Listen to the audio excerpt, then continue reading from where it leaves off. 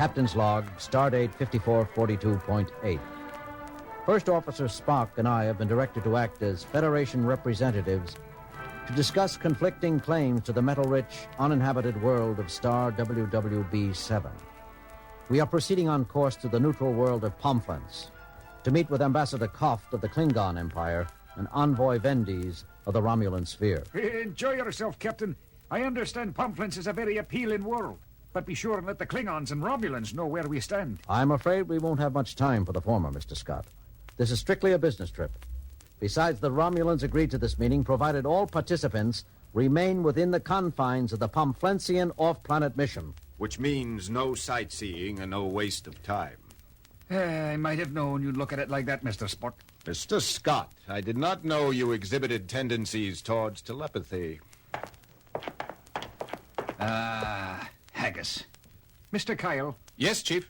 Prepare for beam down. Are you ready, Captain, Mr. Spock? Ready. Ready, Chief. Energize, Mr. Kyle.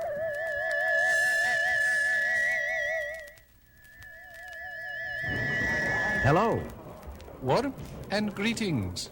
I'm Captain Kirk of the USS Enterprise, and this is Mr. Spock, my first officer. How farest thou, Captain? Call me Amalog of the Bureau. I represent the government of Pomflens. Ambassador Koft and Envoy Vendies await you in the conference bubble. I have been directed to escort you there. You are several minutes late. The Klingon Imperial Representative Koft has displayed much temper. Sounds like Koft, all right. The other Federation representative is already here, too. Other representative? Amalord. We know nothing of another Federation representative to this convocation. Dearest me, his credentials appeared quite in order. What's his name? Spratt, I believe. Jack Spratt. Odd name. All Terran names are odd. What is oddest is that we were not told that Starfleet was sending a third observer to the conference. Peculiar indeed, Mr. Spock.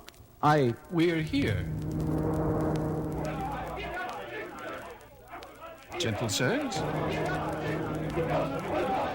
And I tell you, Vendies, this is merely another of the slimy, unmentionable subterfuges that the Federation employs to... Captain Kirk, Mr. Spock, so delightful to see you again. The feelings are mutual, Koft. Yes. Well, allow me to introduce First Officer Cattell of the Imperial Battle Cruiser Avenger. Mr. Spock? Officer Cattell. Morning, Vendors. I almost didn't recognize you. I am not offended, Captain Kirk. It is our claim to the world known presently only as WWB-7 that I wish you and your government to recognize. My assistant, Subaltern Wuonks. Yes. Now that we all know each other. As I was saying, just before you joined us, Captain Kirk, the Empire appreciates the speed with which you have acted to rectify this deplorable, unnecessary little spat. Hopefully, everything can be resolved to everyone's satisfaction with as much speed as possible. Well put, colleague. To that end, I presume to open formal negotiations with a traditional toast. An exceptional local vintage, I am told.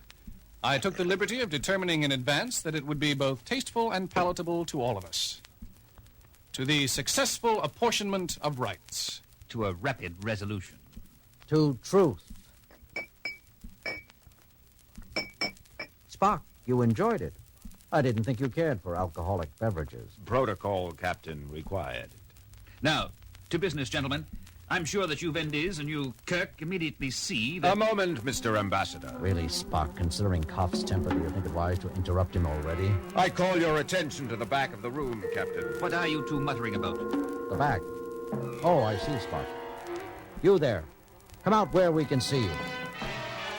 Oh, me? You're the only other person in this chamber.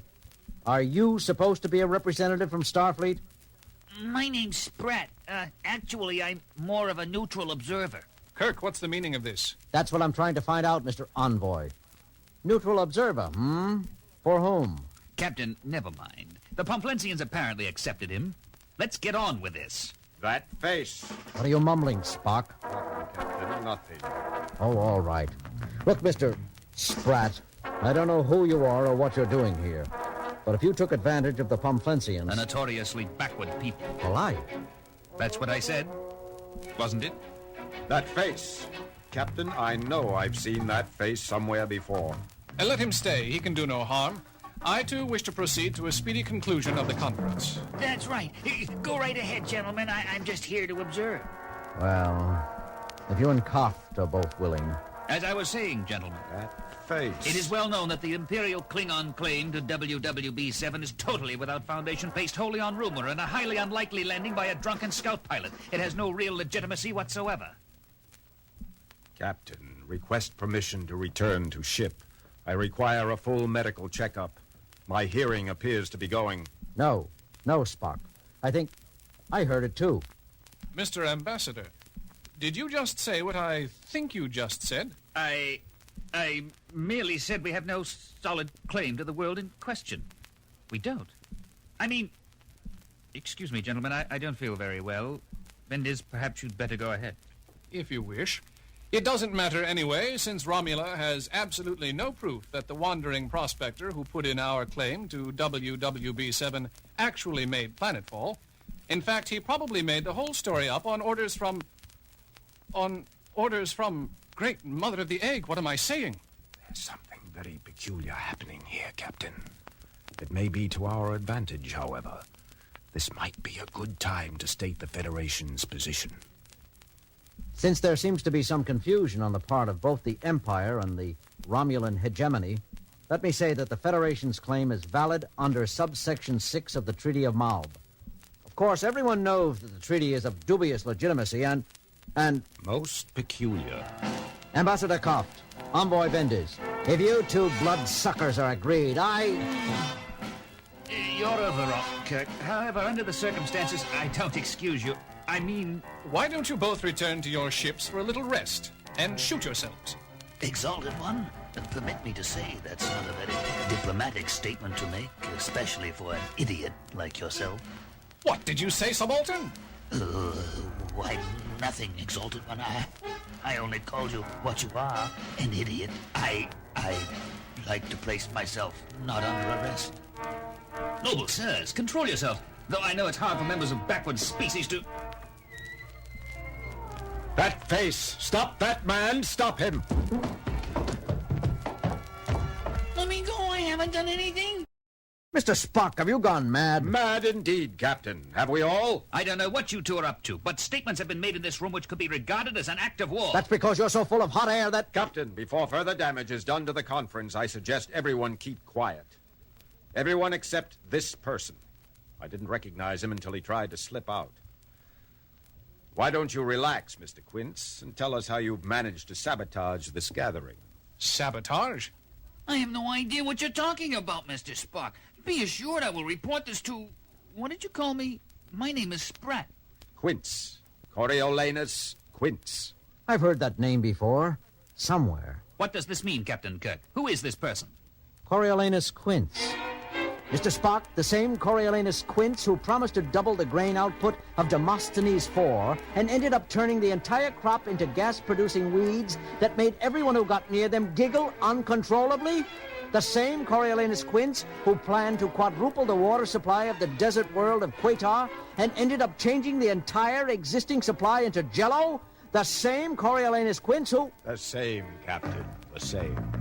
Captain Kirk, would you please explain what's going on here? I know how lazy and incompetent you are, but that is... It's all right, Vendiz. None of us may be responsible for what he's saying. This imposter here is responsible for nearly destroying at least 3 Federation colonies in the past 10 years, not to mention numerous other unmentionable acts of destruction.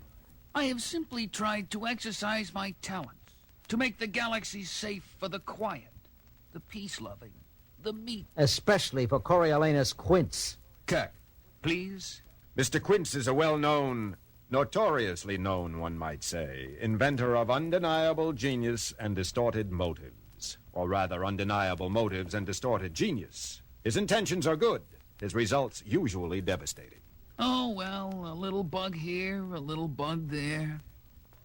I've had some bad luck, I'm afraid. Bad luck? Do you call turning the entire water supply of a world into pig gelatin bad luck? There was a polymerization factor involved that could not be foreseen. You have a brilliant mind, Quince. Your trouble is that between imagination and execution, something gets lost. But not this time, Mr. Spock. The drug has proven itself completely successful. Witness the course your conversations have taken. Drug? What drug? Kirk, if this person has poisoned us... What did you do, Quince? I spiked that ceremonial bottle of wine you all found so tasteful, gentlemen, with my clear potion. Clear potion?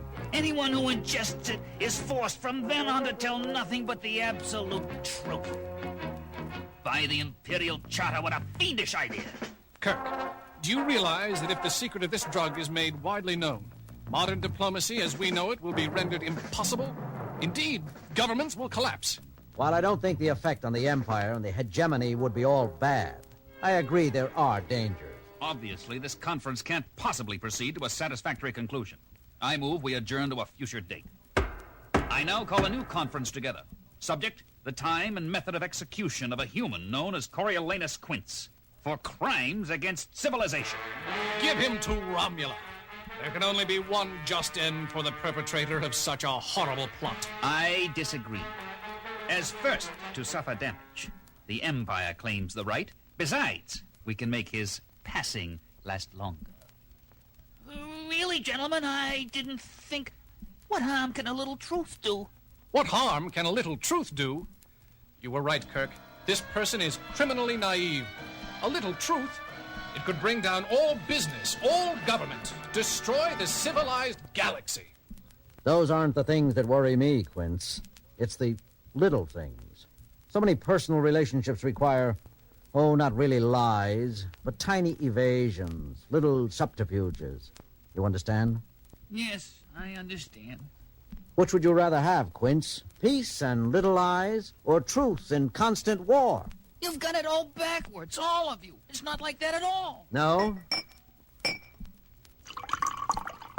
Try some of your own potion and then tell me again. I'm not thirsty. Give him to me, Kirk, and we'll finish him and his invention once and for all. No, Romula claims the right. I don't wish to have to disappoint you, gentlemen, but Federation law states that as a Federation citizen, Quince must be tried by his own people. I really can't protest, Kirk. You're absolutely right. I mean, the Greenwich. You mean despite the Federation's laxity in such matters, you're not going to let us have him, even though it wouldn't be legal and proper? You see, gentlemen, the potion does have its little uses. Bah!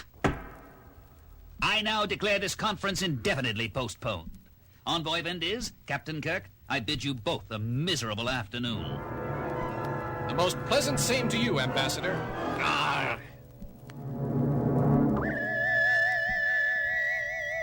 We didn't expect you back so soon, Cap. Who's that with you? His name is Quince, Mr. Scott.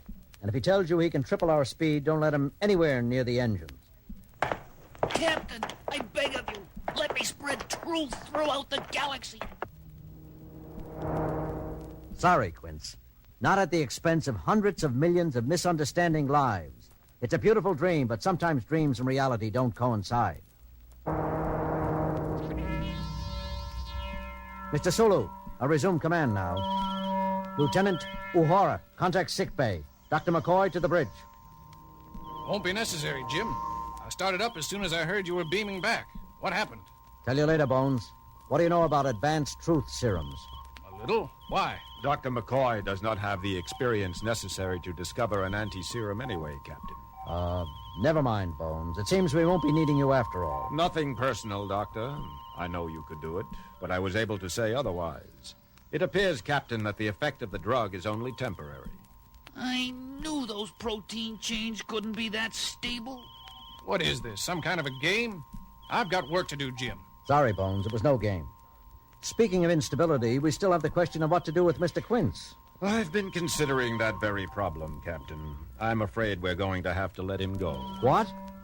We can prohibit him from manufacturing his clear potion, but no one was injured by it, and there seem to be no harmful after effects. Therefore, he has committed no crime. What about ruining the conference? We cannot solely because of his potion. I see. All right, Quince, you heard Mr. Spock. You're getting off lightly this time. But I'm warning you personally, and you better know I'm telling the truth, that if you show your face anywhere in my patrol sector, I'll serve you up to Croft and Vendiz. Mr. Sulu, escort our guest to the brig. We'll release him at our next planetfall. Come along, Mr. Quince. You'll hear from me again, Captain. I'll be back. The galaxy hasn't heard the last of Coriolanus Quince. I'm going to save it in spite of itself. I'm going to... What do you think, Mr. Spock? Have we seen the last of that pest? No, Captain. I'm very much afraid that he was telling the truth.